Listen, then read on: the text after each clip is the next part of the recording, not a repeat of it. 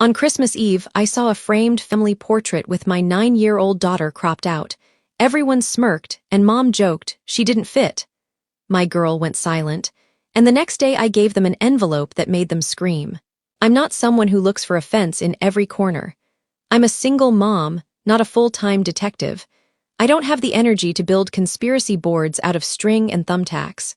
Most days, I'm just trying to keep my kid fed, mostly clean and emotionally intact.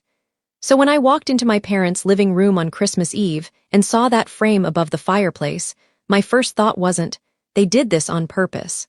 My first thought was, because I'd seen that picture before. It was the grandparents with all the grandchildren shot, the one my mom loved because everyone was lined up and smiling, and no one was blinking, which in our family counts as a minor miracle. It used to sit in a smaller frame on the side table by the lamp.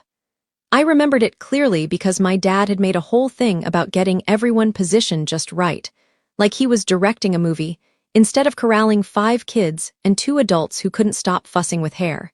Now it was bigger, new frame, glossy, center stage, fireplace placement, like it had achieved sainthood, and in this version my daughter Ella wasn't there, not missing in the back, not standing behind someone's shoulder. She was cropped out, cleanly, carefully, like someone had taken their time.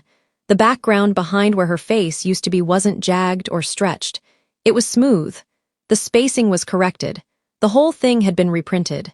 It was the kind of edit you do when you're not trying to hide the edit. You're trying to hide the person. My mom was in the kitchen, clinking dishes, calling out that dinner was almost ready. My dad was pulling off his boots like he'd just come in from the Yukon instead of his own driveway.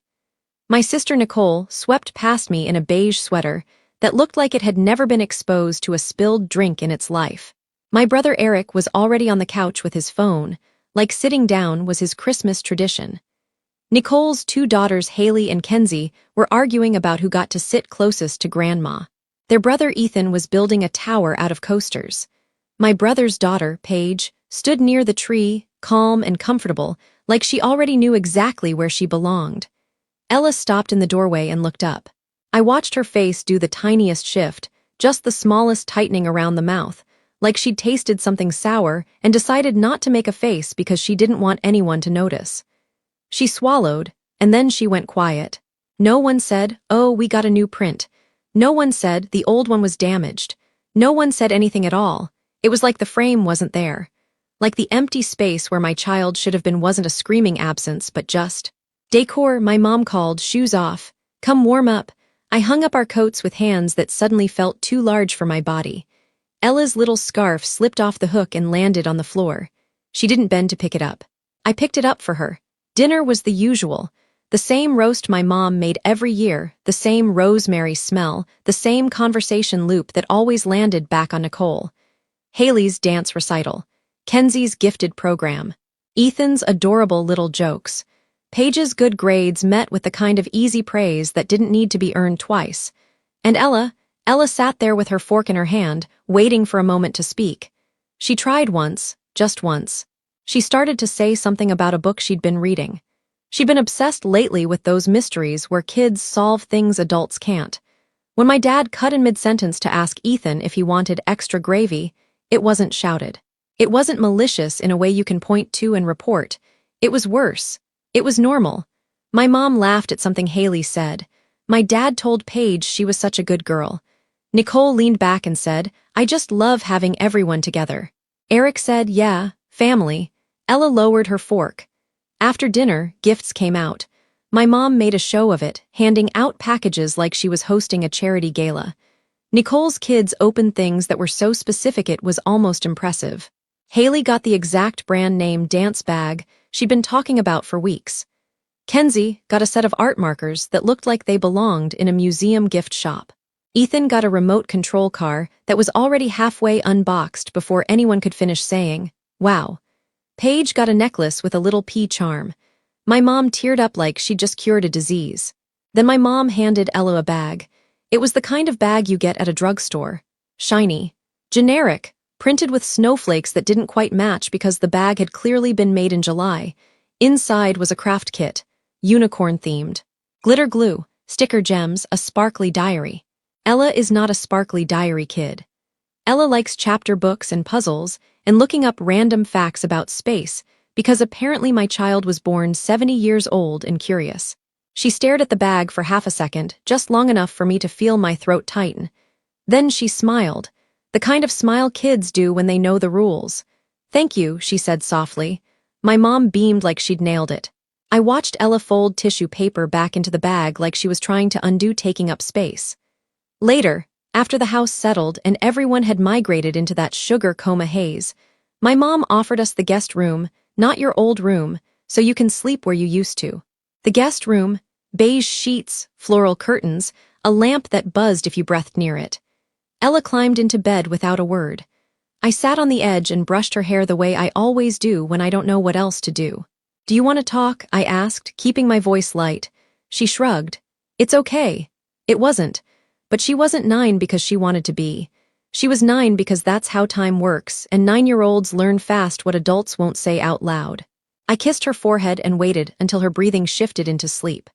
Then I reached into my bag. The envelope was there exactly where it had been all night, thick, clean, like something official, even before you open it. I turned it over in my hands once, twice. I didn't open it. I didn't reread anything. I didn't rehearse a speech. I just sat there, listening to the house creak and settle, and felt something in me settle too. In the morning, I would hand my parents that envelope, and they would scream. When people ask what it's like growing up in a family like mine, I always want to say, fine, because that's what you learn to say. You learn to smooth it over. You learn to laugh. You learn to shrug. You learn to be the person who doesn't make it weird. Nicole was always the celebration. She could breathe in a room and my mom would notice. She could get a B+ and my dad would say, "That's my girl," like she'd just won a Nobel Prize. I remember one Christmas when Nicole unwrapped a sweater and cried, actually cried, because it was the exact shade of pink she liked. My mom hugged her, my dad clapped, and everyone acted like the world had just become a better place because Nicole had received knitwear. I had gotten a scholarship letter that week. Not a small one.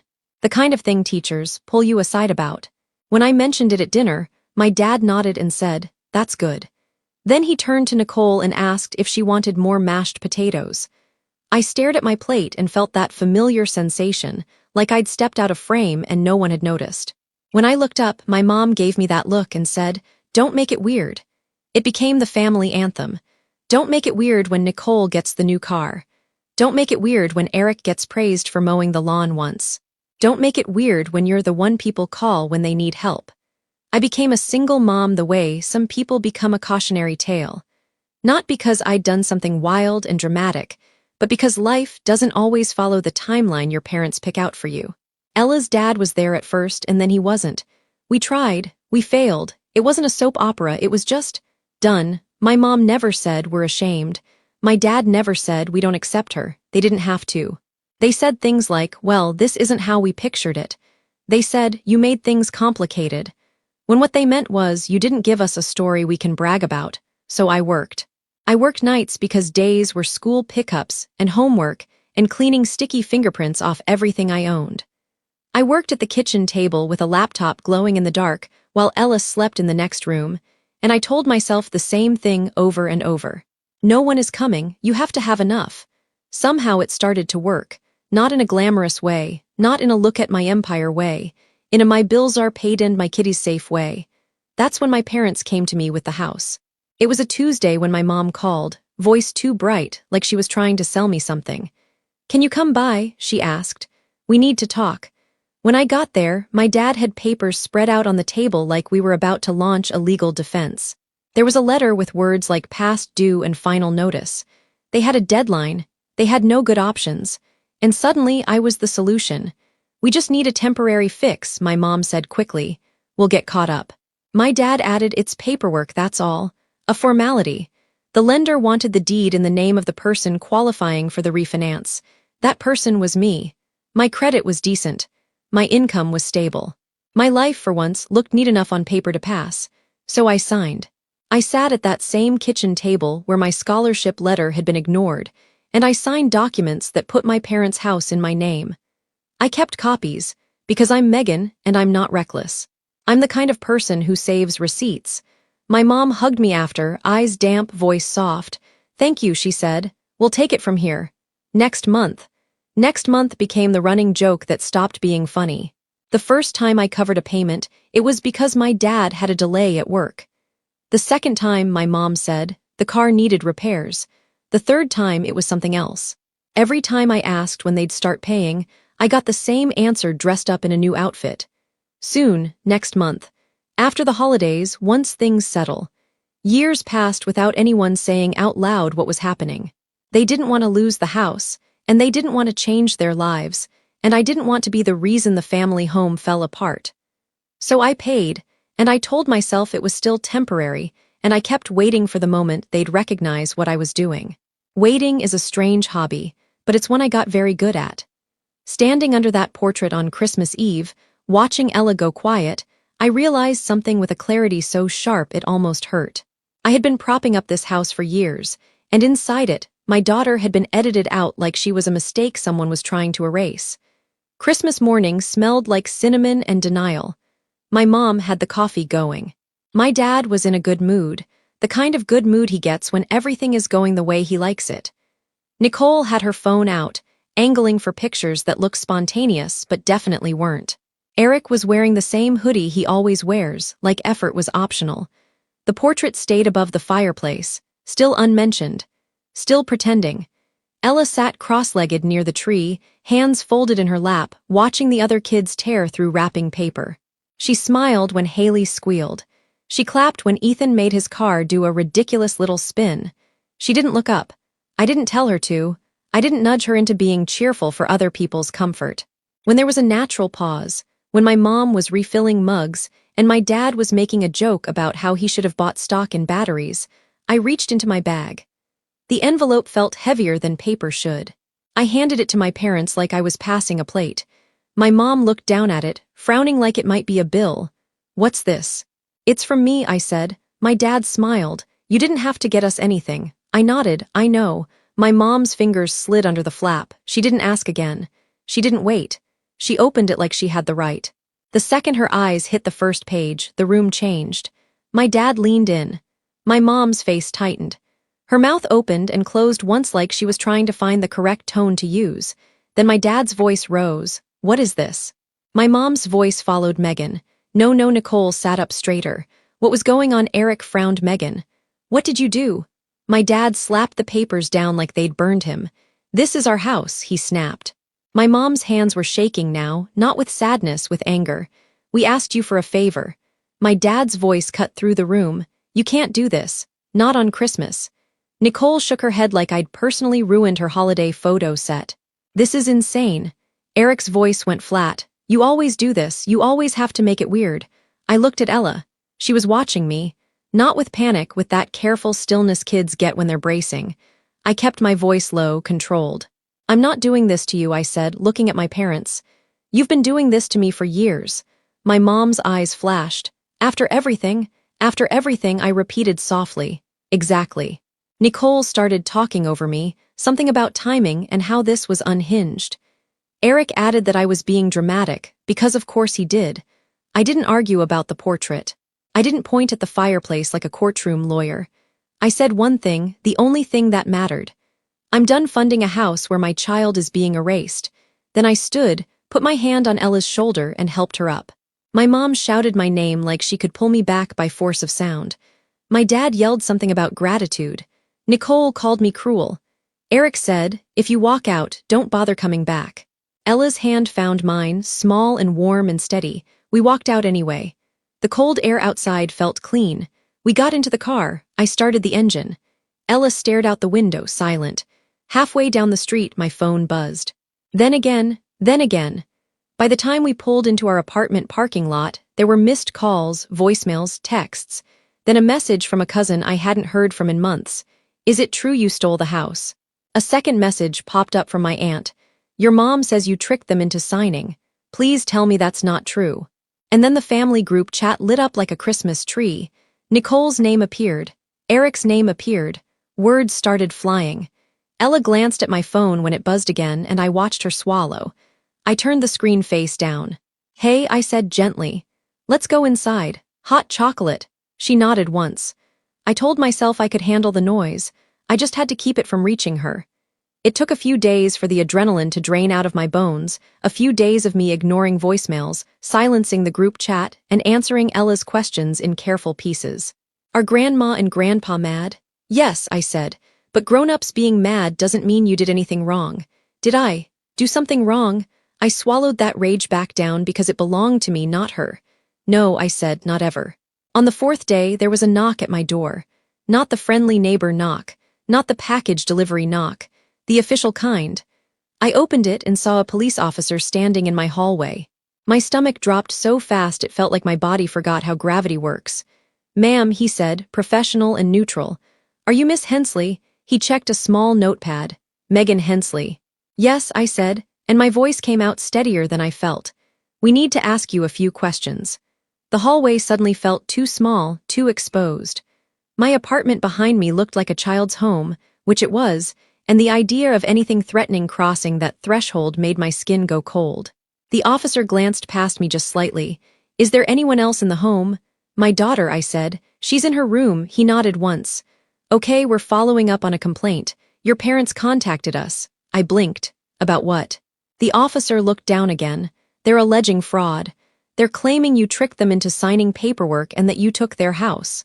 For a second, I couldn't speak. Not because I didn't understand, because I did. It was just unreal to hear it said out loud by someone wearing a badge. I didn't trick anyone, I said finally. He asked questions, practical ones. When did the title transfer happen? What was the arrangement? Did they understand? Were there messages? Was an attorney involved? I answered carefully, factually. I told him I had documents. I told him the house was in my name. I told him I could provide proof. He took notes. At the end, he said something that sounded reasonable and still landed like a weight. This may end up being a civil matter, he said, but we have to document the allegation. When he left, I shut the door and leaned my forehead against it for a second, breathing like I'd just run a mile. Then I stood up straight before Ella could see me shaking. I walked into her room where she was sitting on the floor with a book open, pretending she hadn't been listening. Hey, I said softly, you okay? She nodded too fast. Was that about us? It's grown-up paperwork, I said, keeping my voice calm. You're safe. She stared at the page without reading it. I made hot chocolate and put on a movie and sat beside her on the couch like my body wasn't still humming with anger. A week later, the letter came. Heavy paper, expensive letterhead, Kessler Law Group. I didn't know Mr. Kessler, but I could feel his personality through the envelope. Crisp, confidence, designed to intimidate. The letter accused me of deception, of undue influence, of taking advantage of trust and age. It demanded I stop harassing my parents with eviction proceedings. It threatened further action. It gave me a deadline like I was a child who'd missed homework. I read it once. Then again, slower, because fear makes you reread things like the words might change. Then I did what I should have done years ago. I stopped handling my family like it was a personal project I could fix if I just tried harder. I called Ems Harper, the lawyer I've been trying not to need. Ems Harper office. Was quiet in a way my parents' house. Never was no performative cheer. No hovering, just a woman with calm eyes who listened without flinching when I said. My parents called the police. She didn't gasp, she didn't judge. She didn't say, but they're your parents. She asked, do you have documents? I slid a folder across her desk. I had texts, emails, the ones my mom and dad had sent when they were panicking and needed my signature. We need you to do this in your name for the refinance. It's just a formality. We'll handle the payments next month. I had the closing documents, the copies I'd kept because I keep copies, and I had the payment trail. Years of it. The temporary help that had quietly turned into my money, month after month, keeping their roof overhead. Miss Harper flipped through everything with a kind of calm that felt like oxygen. They're claiming I tricked them, I said, and my voice cracked on the last word because it was still my parents, and it was still a betrayal, even if it wasn't surprising. Miss Harper looked up. We can respond to that. Do we go to court? I asked. Not necessarily, she said. A lot of people stop pushing once they realize what's going to come out. She sent a response to Mr. Kessler. She didn't write a speech. She wrote a fact pattern, and then something shifted. Not immediately, not cleanly, but I felt it. Mr. Kessler's tone softened. Deadlines became requests. Threats became inquiries. Silence stretched longer between messages, It was like watching someone realize the story they were selling wasn't going to hold. The legal pressure started to back off. The social pressure, though, that got worse, because when people can't win with paperwork, they try to win with shame. The family group chat turned into a trial. Nicole posted that I was suing our parents, which I wasn't, but accuracy has never been her hobby. Eric chimed in with something about how Dad did everything for us, which was hilarious because Dad couldn't even remember my scholarship. Relatives piled on with opinions and Bible verses, and the kind of moral outrage people love when it doesn't cost them anything. And Ella was watching me. Maybe not every word, but enough. Enough to see my jaw clench when my phone buzzed, enough to hear my tone go tight when I said, "It's fine," and it wasn't. So I stopped. I didn't argue point by point. I didn't explain my childhood. I didn't beg for fairness. I waited until the chat hit peak volume, and then I posted something short. 2 screenshots of my mom's messages calling it a formality. 1 screenshot of my dad asking if I could cover this month and promising next month for sure. And 1 clean proof of the payment history. Not a story, not a rant, just years stacked in a line. Then I set my phone down and made dinner for my child. When I picked it up an hour later, the chat was quiet. Not quiet because they understood. Quiet because there was nothing left to say without looking like a liar. A few private messages had come in. "I'm sorry, I didn't know, I can't believe they did that." I didn't respond to most of them, not because I was angry, because I was tired. And because Ella was sitting at the table next to me, coloring, humming softly under her breath for the first time in days. That mattered more than winning anyone's approval. Time does what it always does. It moves forward whether people behave or not. My parents moved out. I didn't hear it from them. Of course I didn't. I heard it from my aunt, who called like she was delivering the weather. "They're in a little place now," she said carefully. "A rental." I pictured my mom in a small kitchen with no fireplace to hang a portrait above. I pictured my dad in a living room with thin walls and neighbors who didn't care about his opinions. I didn't feel triumph. I felt quiet. Nicole called me 2 weeks after that. Her voice was softer than usual, which on Nicole is a full personality shift. "We should talk," she said. Eric texted. Something vague about moving forward. I could hear the subtext without effort. Now that my parents' story had collapsed in front of everyone, being on their side wasn't socially convenient anymore. Now reconciliation was a brand refresh. I didn't yell. I didn't write an essay. I said no, thank you. And I meant it. Then Ella and I moved into the house. I carried in the first box, set it down, and did the thing you do in a new place. I looked around. The portrait was still above the fireplace, still glossy, still wrong. I stood there for a second, Ella beside me, and I felt something in my chest loosen. Not rage, not grief, just release. I took it down. No ceremony, no dramatic music, just hands on a frame, lifting it off the wall. Setting it face down on the floor. Ella watched quietly. "What are you going to do with it?" she asked. "I'm going to get rid of it," I said. She nodded like that made sense, like a child understands more than adults give them credit for. We painted the living room a warm color that didn't feel like my mom's taste. We cleared out furniture that had held too many holidays that didn't belong to me. We opened the windows and let the air change. Ella picked her room. She ran from one bedroom to the other like she was finally allowed to choose something. She laughed, loud, unself-conscious. I hung a new photo above the fireplace, just me and Ella standing in front of the house with paint samples in our hands, both of us smiling like we hadn't had to fight for our own existence. No one edited, no one cropped, no one erased. And in the quiet that followed, real quiet, the kind that doesn't have a threat underneath it, I realized what I'd actually done. I hadn't just taken back a house, I'd ended a pattern. Ella didn't have to learn how to swallow her feelings to keep the peace, because I finally stopped asking her to live inside a family that required her to disappear. And that, more than the deed, more than the renovations, more than the silence in the group chat, was the only thing that ever mattered.